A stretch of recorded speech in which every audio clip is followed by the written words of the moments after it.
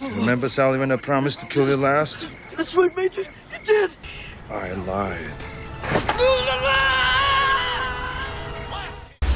Hello friends, before I get into the video, I just want to take a quick second to mention that I'm currently fundraising with Game Changers Australia 2024 with Starlight's Children's Foundation as well.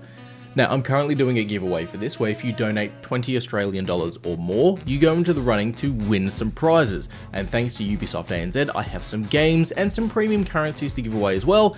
And on top of that, I'm going to give away one Commander Magic the Gathering set. I haven't decided on what set it's going to be, so it could be a Warhammer set, it could be Bloomberg, it could be who knows, but the winner will get a random Magic Commander set because I think Magic's a pretty fun game.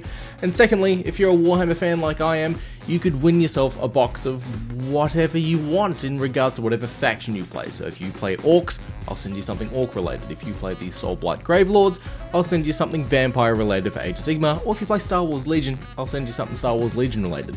All you need to know is click the link in the description below. $20 donation or more gets you in the running to win. I will announce the winners on my YouTube channel, on my Twitter, on my Twitch, however I can announce it and so you're aware of who's won what, as well as if you've won, reach out to me as well on Twitter. I'll start getting those prizes organised for you.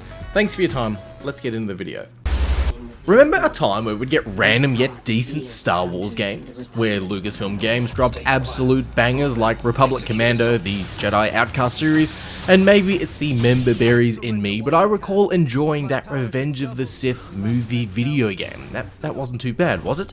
Well, Asypr have remastered or more so re-released another Star Wars game for modern consoles and hardware, and unlike the poorly received or, well, poorly released Battlefront collection, they've turned their attention to the Star Wars Bounty Hunter game, which is the origin story for the original clone template and baby daddy of Boba Fett in Jango Fett, and it's a bit of a fan favourite Star Wars game.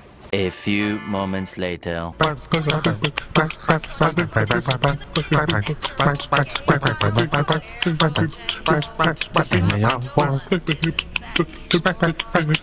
Now, Asypr have made some quality of life changes with some updated controls that play a bit more like modern style shooters, where if you're using a controller, you use triggers to shoot rather than the original controls, but you can flip between the two if you want to.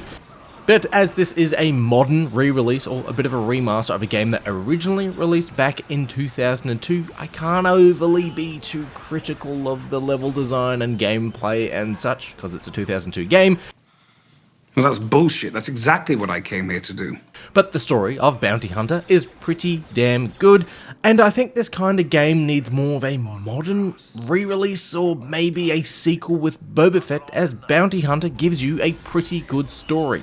Bounty Hunter works as an origin story for Jango Fett, giving you the explanation as to how he became the template for the clone army, how he met Darth Tyrannus, aka Count Dooku, as well as how he got his ship, the Slave One, as well as showing us his original ship before the Slave One as well. We also get some other details like how Jango Fett meets fellow bounty hunter Zam, you know, the changeling that makes Obi-Wan go and get some shots at the bar. Where are you going, Master? For a drink? A few moments later. But the crux of the story is based around Count Dooku being given two tasks by his boss, Lord Sidious, to find a template for the clone army and to eliminate a dark Jedi by the name of moreso, a wicked assassin-style character with two curved lightsabers. And fun fact, moreso existed before Asajj Ventress, so I think it's totally safe to say we wouldn't have Asajj Ventress without this game. But as the CEO of Evil has given his apprentice two tasks, just like you'd expect from someone in middle management, Count Dooku palms both of these tasks off to one person, or bounty hunters. There's no problem. Yeah. If you could just go ahead and make sure you do that from now on, that would be great. With basically whoever takes out moreso will be paid a fuckload of credits, and also will be the template for the clone army. Gameplay-wise, Bounty Hunter is a third-person shooter with some light platforming here and there, and you'll obviously be playing as Jango Fett before the events of Attack of the Clones. Now, the opening act of the game will consist of a couple of missions teaching you how to use your weapons, how to use your jetpack, as well as a side game that will teach you how to capture bounties, which will give you credits that I will come back to. But missions and acts consist of going to new planets, clearing out rooms of enemies, some small platforming sections where you need to, say, go from point A to point B, there's a boss at the end of the act, and rinse and repeat. And that was the style at the time during the early 2000s in video games. Which was the style at the time? No! To take the ferry cost a nickel. Gameplay is pretty straightforward, seeing as it is a third-person shooter, but there's no cover mechanics in Bounty Hunter, and avoiding enemy damage is done by strafing, doing some gravity-defying jumps and backflips, as well as using Jango's jetpack, which, again, I'll come back to. Being, well, Jango Fett, he has a variety of different weapons to use from his iconic Westar 34 blasters, his poison-tipped darts, the grappling cable that can be used to tie up enemies, he's got his fists, he has a flamethrower that uses jetpack fuel, as well as in later levels you get access to a different variety of Jango's jetpacks, which one of them he uses against Obi-Wan in Attack of the Clones, or mostly more recognizable, it's the same jetpack that Boba Fett uses that allows him to use a rocket launcher. Jango's blasters have no cooldown and they can be spammed to high hell, but they do pretty meh damage. The rocket launcher from the jetpack is great for clearing a cluster of enemies bundled together and can even be controlled when aiming too, but the controls are a bit jank. The flamethrower is for when things get too close, and the poison darts are a one-shot kill, but you do get a limited supply of them. Now you'll also find blasters and heavy repeaters around in levels too, which can be used for a limited time as they have an ammo counter, which I kinda welcomed when I would see them because they would deal a pretty good amount of damage and they would clear a room pretty quick if needed. Outside of combat, you've got some Tomb Raider-esque, or well, Tomb Raider from the early 2000s kinda, but Jango can climb ladders and grab ledges and jump from point to point, and in the second mission of the first act, you get access to the jetpack, which as you can tell, yes, is mainly used for traversal, but it comes in handy for darting around the map when in combat to avoid blaster fire and enemy rockets and even wildlife. Now, Bounty Hunter released some 22 years ago and was, or still is, a bit of a fan favourite. As a kid, I had a copy of this on my GameCube and I played the crap out of it. And yes, while the game is 22 years old, it doesn't really hold up to today's standards with what we get in games currently, but there's also some designs or gameplay choices that make no real sense, even back in 2002. Could you explain your model, young man? Firstly, Jango and Boba Fett's second most iconic piece of gear besides their helmet is their jetpack. And while back in 2002 we only saw Boba Fett dash around a little bit before he fell into the Sarlacc pit, Jango uses the jetpack in a pretty rad way when fighting Obi-Wan in Attack of the Clones, as he uses it to get the hell out of dodge when Obi-Wan starts to get closer to him. However, the jetpack here in Bounty Hunter runs on a fuel system that runs on a bit of a cooldown, so if you use the jetpack it consumes fuel and the fuel will recharge when you stop using the jetpack, which is pretty standard. It's pretty standard, really. However, the fuel only lasts for about 2 seconds before running out, and in some missions and in some instances, you'll find yourself falling off the side of a cliff or having to restart a platforming section multiple times because of this. Fuck's sake! And there are some pickups in some levels where the jetpack has sort of this bonus limited time use for longer fuel, and with that you kinda feel like Jango Fett more so, as a Mandalorian bounty hunter that can only use a jetpack for 2 seconds before having to run around on the ground waiting for it to recharge seems kinda useless. Imagine if you played an Iron Man game where you could only fly for 10 seconds before having to hit the ground and wait for the battery to recharge. And while no, I'm not saying you should be able to constantly fly around as Jango, the 2-second fuel usage is just way too quick. Now, as I mentioned, you can use Jango Fett's helmet to scan nearby enemies or general NPCs to see if there is a bounty on their head, and you'll get credits for bringing them in dead or alive, and the credits are used for unlocking concept art and comic pages in the menu, where I think it would have been much better to have the option to put those credits into upgrading Jango between acts when we return to our ship, where we can increase his total health, the damage output of his pistols, the fuel usage, or the storage of his jetpack, and that kinda seems like it'd make more sense, but again, this game did release in 2002. However, Asypr have made some quality of life changes with the controls for Bounty Hunter with more standard modernised controls, with such as using triggers to aim and shoot, as the original controls might not hold up into today's standards. They've also changed the camera system too, making it easier to play, as the original game was a bit janky.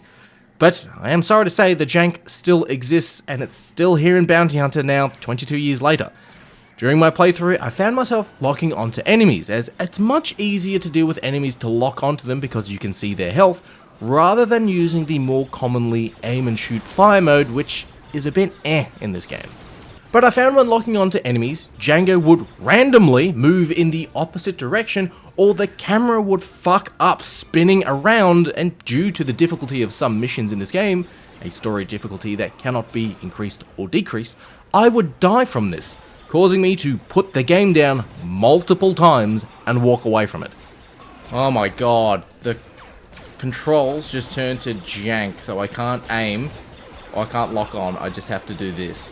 Now, again, it's a 2002 game, it's worth noting, but every mission in this game, let's say, well, maybe 90% of the missions in this game then are rinse and repeat. Walk into a room, clear the goons, do some platforming, open a door, go to a new area, rinse, repeat.